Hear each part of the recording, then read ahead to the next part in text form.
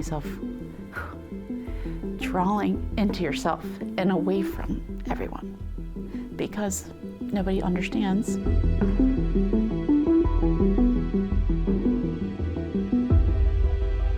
I'm a board-certified OBGYN, right, at an accredited program in this country. I got less than a month of training of menopause, and some of my colleagues don't even get that.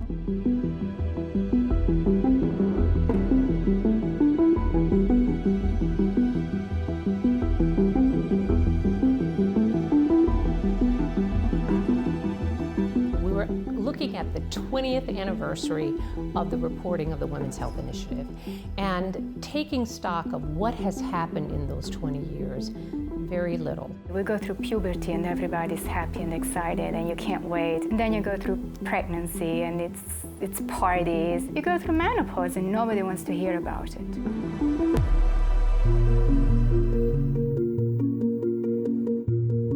When I went to the doctor and told them that I diagnosed myself and I think this is happening, they said, well, we'll see, let's just wait and see. Women who have early menopause have not only an increased risk of cardiovascular disease, but also of dementia.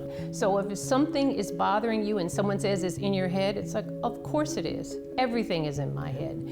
And hormones affect your brain. Our brains run on estrogen starting at puberty. And they keep doing that until the end of our lives.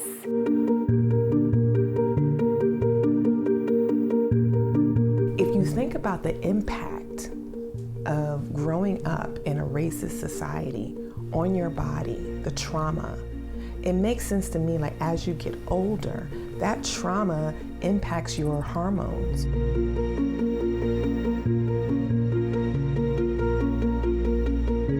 All of a sudden you get like heart fluctuations, and I thought, okay, it's just that I'm having a panic attack, and so then that messes with your mental psyche, all of it. Brain fog is a very weird phenomenon that doesn't even actually have a term in medicine, is that these changes can be so severe to prompt fears of either going crazy or developing dementia. Women say, I just don't feel like myself anymore. I feel like I'm just a different person. Like, who is this person? I've lost myself. And so I lost a lot of the confidence in the one thing that I knew how to do. If I can't ad-lib, if I can't read the teleprompter and the words that are in front of me, I can't be a journalist. We have the cost of lost work productivity, women with lost wages. This is an enormous loss of human capital.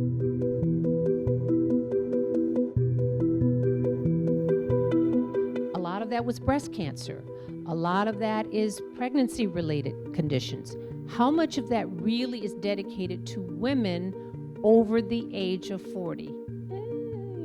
We can't even find it. They don't even keep records on how much research is done on menopausal women. That's how little has been done. I think one of the most damaging things we did to women is that we made them afraid of something their body naturally makes. I think it's devastating. Is the last third of my life not as important as the middle third in my reproductive years? I think that there is at least an understanding and awareness that women are not going to stand for it anymore. Women are waking up and saying, what? No one ever told me this. Well, we should all know.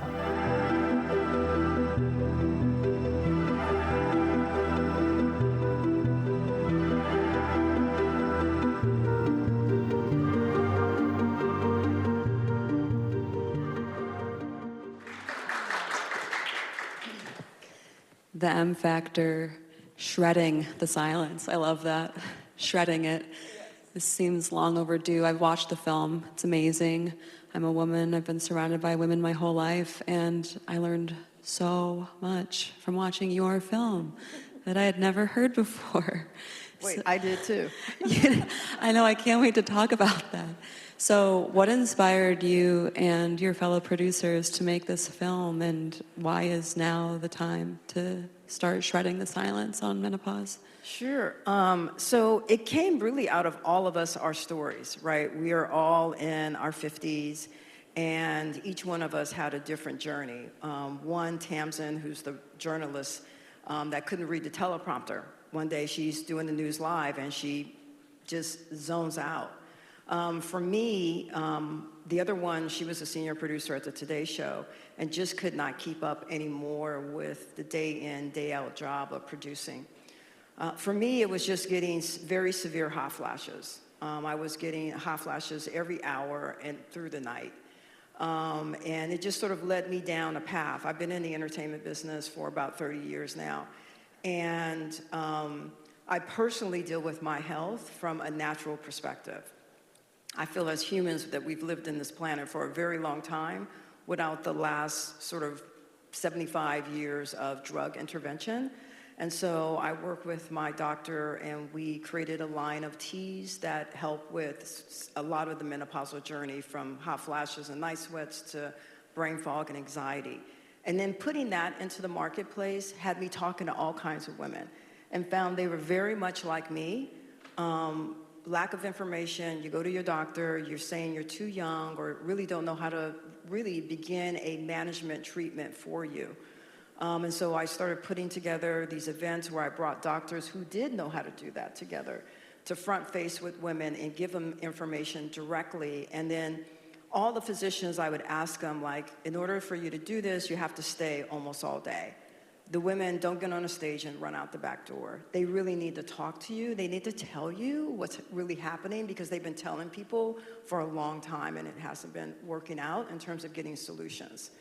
And then that led me down a path of femtech and looking at in 2019 how there were little innovations around health tech for women, and wanted to really sort of bring in this aging, this sort of femme aging notion around technology and looking at solutions that women wanted. So I started doing a lot of research and releasing research reports.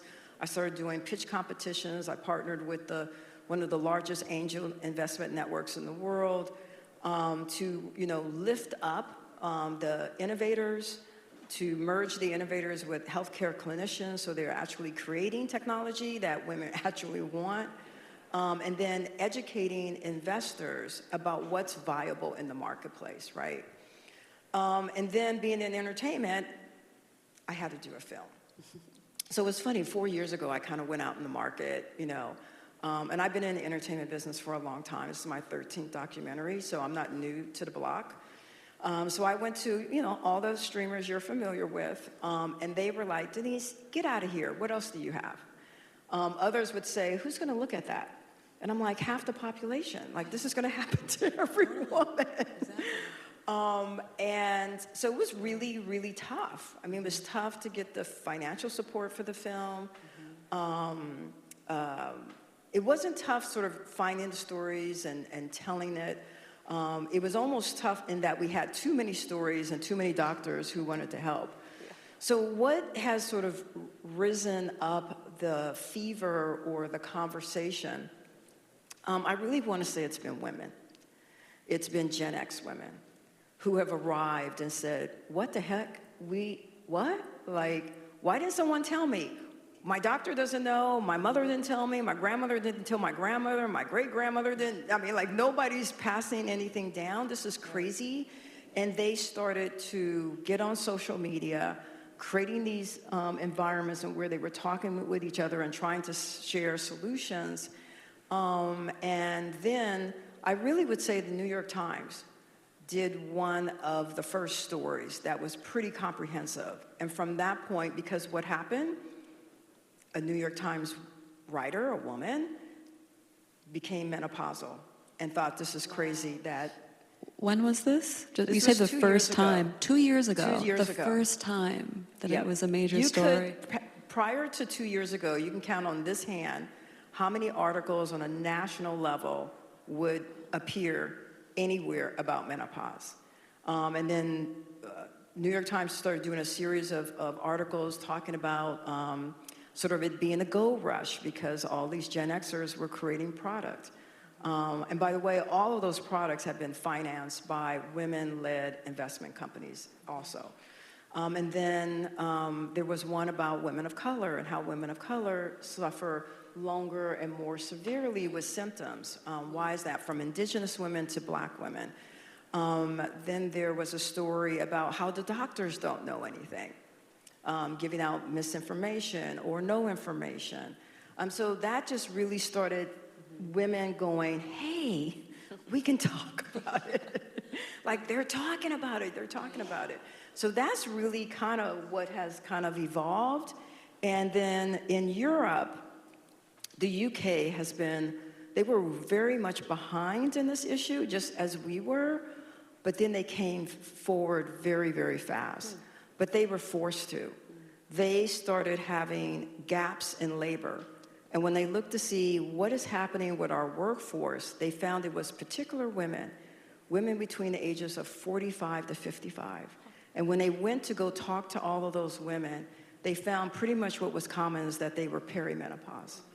And so they launched these huge initiatives in England, in the UK, around being friendly in the workplace, being friendly in colleges, just society being friendly, getting the doctors to get educated. They've passed legislation. A woman can't be discriminated against if she is menopausal. So they really kind of have led the charge. And a lot of that has started to come over to into the US. So that's kind of where we're at. We're still sort of scratching the surface. Yesterday with the film, the film was accredited for a continuing medical education course. And so we did a live webinar. It was like sold out with physicians and nurses, and a panel discussion, and they got 90-minute credit towards the renewal of their license. So we're starting, but we got a long way to go. As they say, better late than never, right? I mean, there are so many misconceptions about menopause, and I'm wondering, from your experience, what are the biggest misconceptions, and how do you think the medical field, the medical professionals can help dispel those myths? So one is that the only thing is hot flashes and night sweats. That's the only suffering. There's 66 suffering points. So it's not just that. And the thing is, there's treatments for this, right? So there are hormone replacement therapies, there are bioidentical therapies that are all FDA approved. So there are solutions on the market. Another misnomer is that it's short-lived. No, it's not short-lived. It can last up to 10 years. For some, 15% of women, actually, they will have a hot flash till death do they part. That part is a little scary because that's a pretty high percentage. Another misconception is that your sex life is over. It's not over. For some women, yes, the decrease in testosterone and estrogen combined does reduce the libido. But again, there are actually 2 drugs on the market that can help women. One is a little bit of a long-term use drug, and another one is, I want to have sex tonight in about like an hour. You inject it and you can't. So there are things in the marketplace. What's another misnomer? That you're too young. So menopause can actually start 38 to 40. That is definitely on the early side. Typically by mid-40s, for sure, you are having some type of symptom. It could just be fatigue. It could be night sweats, but you're going to have something that shows up. I think the other misnomer is people don't really understand what the word menopause really means. And it really is very simple. It just means you've gone 12 months consecutively without having a period, and you are now menopause. So by the 13th month, you're menopause. And that really is what that means. It's that sort of leading up to the perimenopause stage where women find themselves very symptomatic, that kind of gets the, sort of the catch-all as menopause.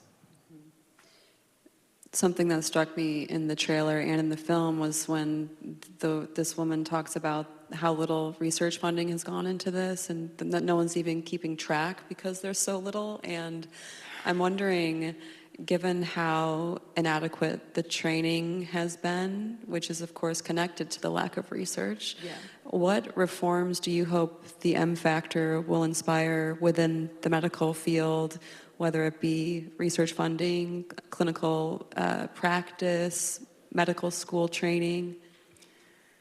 You know, really a lot. I mean, this is one of those issues where, God, it's just been, you know, we say hiding in plain sight, and we've used that term, you know, a lot for other things. But this is just something that every woman, like, is going to go through. This is crazy. And we have very little research. I mean, like, very little research. We have doctors who literally do not know anything. And I'm not exaggerating. It's been 22 years since the World Health Organization deemed hormone replacement therapy to, you know, cause cancer, and women stopped taking the drugs, and doctors stopped prescribing, and no one ever came to replace anything about it. So you just had this, you know, 2-decade period of sort of nothing happening in this space. Things that have to happen is doctors have to educate themselves.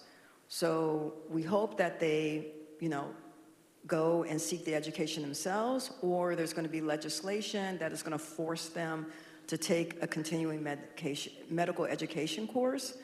In the state of California, where I'm from, we just passed a bill called AB 2270. That course, that bill recommends, doesn't require, recommends that physicians take a CME around menopause physical and mental education. We did get a caveat, I was part of the bill, we did get a caveat in there that if 35% of the patient population that was, you know, of theirs was 40 and above, that recommendation would be made of them. So I think we need to do, honestly, a bill that forces doctors to actually take a CME or get some education, and that it should be a minimum of at least 2 hours. You know, this is really complicated. Hormones are complicated. So a 1-2 hour session when you haven't really been engaged with hormone therapy in a long, or ever, is gonna take a little bit longer than a 1 hour session. I think other things, there are 4 bills in, between the Senate and in Congress, one to put more research dollars into studying this. Others are covering, insurance covering menopause treatment. There are some treatments that are very expensive. For example, the libido treatment, that's almost $800 a month. There's a new drug that came out on the market. It's non-hormonal. It's specifically for hot flashes, night sweats. That's $580 a month.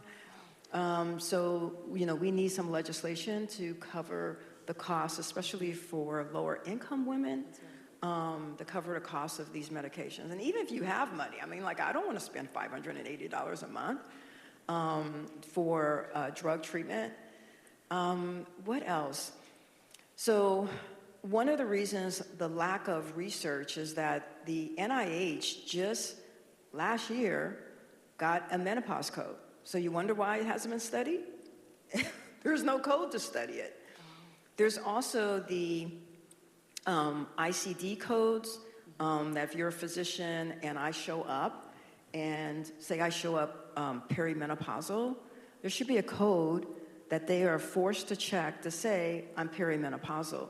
Now you can record all the other things I came in. Maybe I had heart palpitations, maybe I said I had thinning hair, maybe my boobs hurt, or whatever. But for that physician to know that's perimenopause. Because then what we can do is the lack of research we have, if doctors started to do this, we would actually have a lot of research. We would have all the data of those patients coming in and those doctors having coded them, and we can start learning from, you know, what happens really at the ages between 40 and 42, because we would have doctors having recorded what was symptomatic for that group. And we can learn at what point did things start to amp up for women. So we can see, well, you know, the average age we should actually start a protocol should be 45 or 44. These are the things that we can put in place pretty immediate. You know, the research is very different, but the codes, requiring CMEs, these are like immediate actions we can get doctors to take. I'm just stunned hearing all of this because, yeah, I guess I've been waiting for someone to start the conversation, and it's you. And we just met. And thank you for making this film. So you've been touring the film, you've been all over the country, you have a New York City premiere here tonight. What initiatives are you hoping will spiral out of this? How can people get involved? How can, what's the movement that you're imagining building out of this? And for people who are here today, how can they support you? I would say host the screening. Like, get the conversation started, in your home, in your community, where you work. So we're doing screenings all over the world with companies, with healthcare providers, like the Mayo Clinic, Cleveland Clinic. They're all hosting screenings internally because they know also that they are falling short in this area. So I would say, one, that's really simple. We have a website, if you go to it, the mfactorfilm.com, really easy to remember. And on there, we have a whole team that's behind any email that you send to us to help you if you want to host the screening. So I think that is a good point because we cover so many things in the film, so many aspects from, the brain to treatment to the workplace and how it looks like. We talk about women of color, Asian women, Black women, Hispanic women. So there's a lot of, sort of entry points into having a discussion. There's lots of screenings that are happening all over the country. They're on our website. You can see and just show up to one. I am meeting with 2 senators, bipartisan, on November 11th to talk about the ICD code. To talk about, the things that they've been putting forth isn't passing.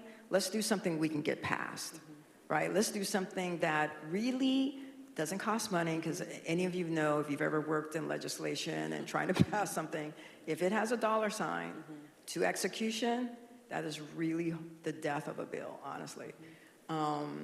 It shouldn't be the death of a bill, but typically it's the death of a bill. And I'll give an example. We had 2 bills that passed through the House and in the Assembly, and through the Senate and the Assembly in our state. Both landed on the governor's desk for signature. One got signed, one didn't.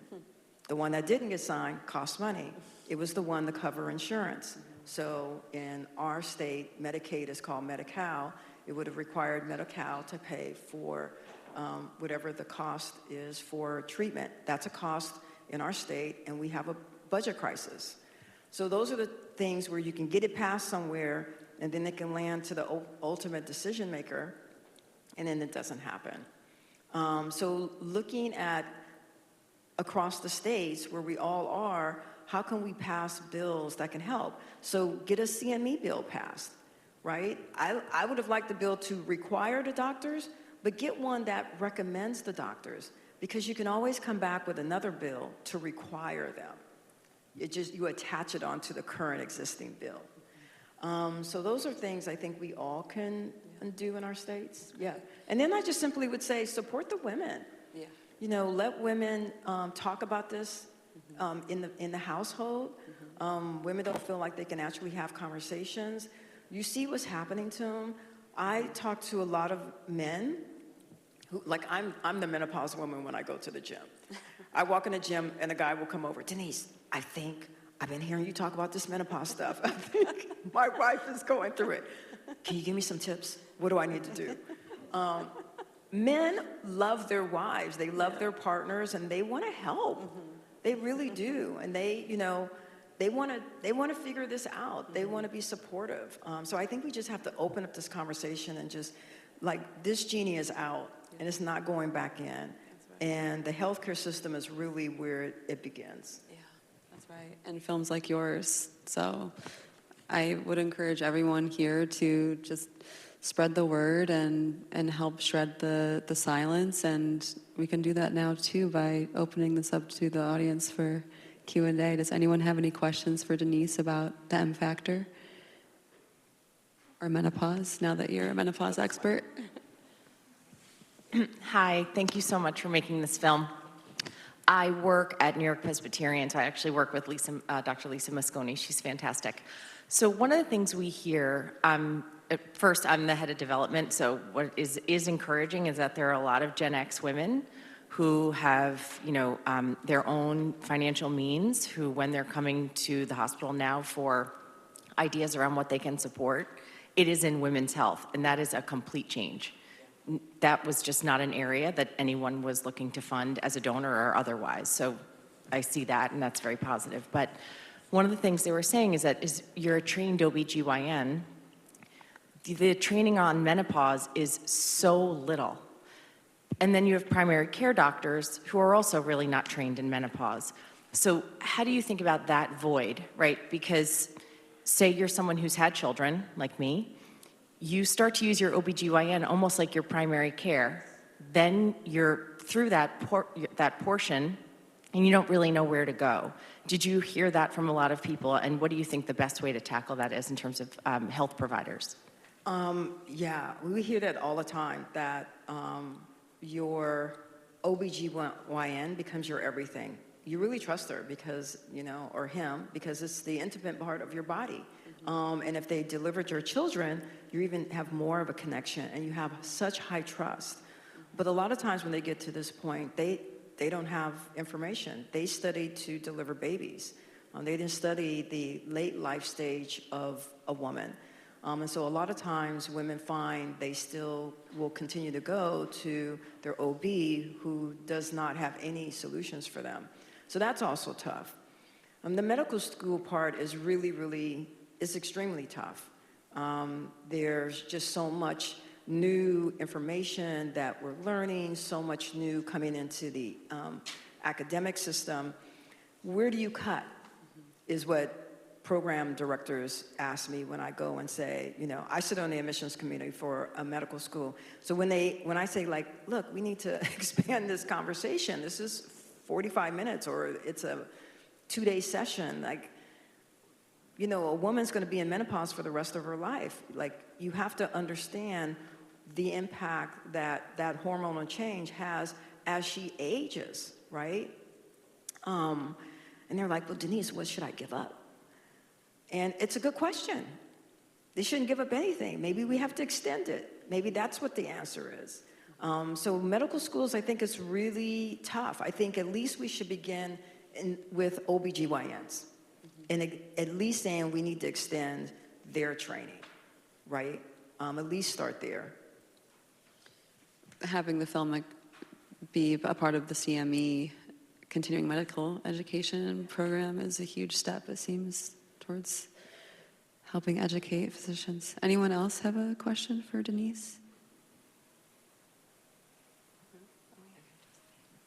I just want to say thank you because growing up Spanish and Italian culture, it was hush-hush. Yes. You don't talk about it, or they would make fun of your mother, like, oh, mom's going to change, her changes.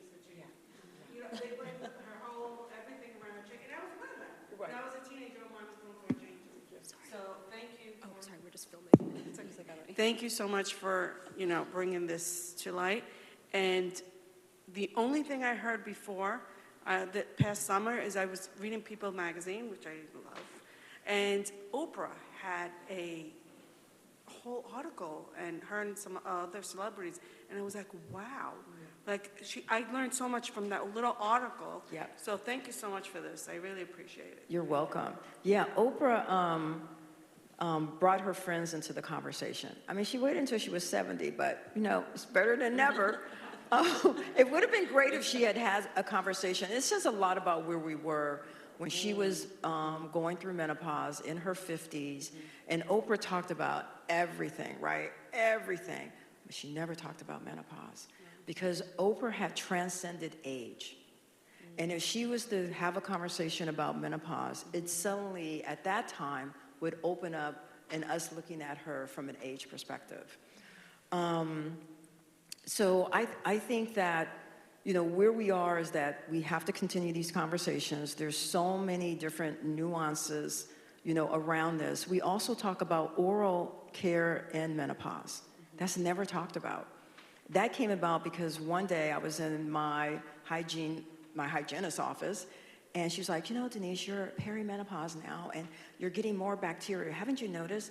I think you might need to come in and have cleanings 5 times a year. And I was like, huh? Menopause impacts your mouth? Okay, right? And so I wanted women to know because, one of the persons in the film talks about how within the first 5 years of perimenopause, 50% of women lose a tooth. They lose a tooth, right? Because of what starts happening in their mouth. So there's just all of these things that we really just need to know, and research is the way that we're going to begin. I think we have time for one more. Phyllis? Oh, sorry. I just wanted to make a quick comment about the medical school and the going to doctors. So I'm a philanthropic advisor, and one of the things, looking at how philanthropists engage with trying to change medical education, it's interesting. I'd like your kind of take on this, because the John Hartford Foundation was really focused on elderly adults for a long time. And so they looked at, should we, create this new class of doctors kind of called elder doctors? And they finally came to the conclusion, no, we need to integrate elder care into all of medicine. Of course, primarily primary care, but others as well. And I thought that was a really good strategy. I mean, because this idea of actually trying to change things at the source and change the way medicine is delivered as we have more knowledge, it's actually a really big issue in trying to reform systems. I'm curious if you would not want like menopause to be in that kind of an elder care issue, because elder care starts at 50 as well. So it's like, would you want it there? I mean, is there kind of a stigma against that? And just other thoughts you have about using medical education to really transform things at the source instead of continuing education? I wouldn't want it as an elder care issue because we have so many things in our society that's disrupting women's hormones that we're seeing perimenopause happen too early. We've seen it in our 30s, which means that if we tagged it to elder care, we're gonna miss those women, and those women are gonna suffer for decades. I think that we need to learn about I think medical students need to learn about menopause no matter what you're trying to become, whether you're trying to become like a neurosurgeon, because you need to understand the impact that menopause has on the brain. So if I'm a neurosurgeon, someone comes in, maybe they have cancer, on top of that, they're perimenopause, then I need to know that as well, because that also could have an impact on what is happening. Thank you. I want to thank Alexandra Cohen, too, for supporting the work that we're doing across the country with regards to this film.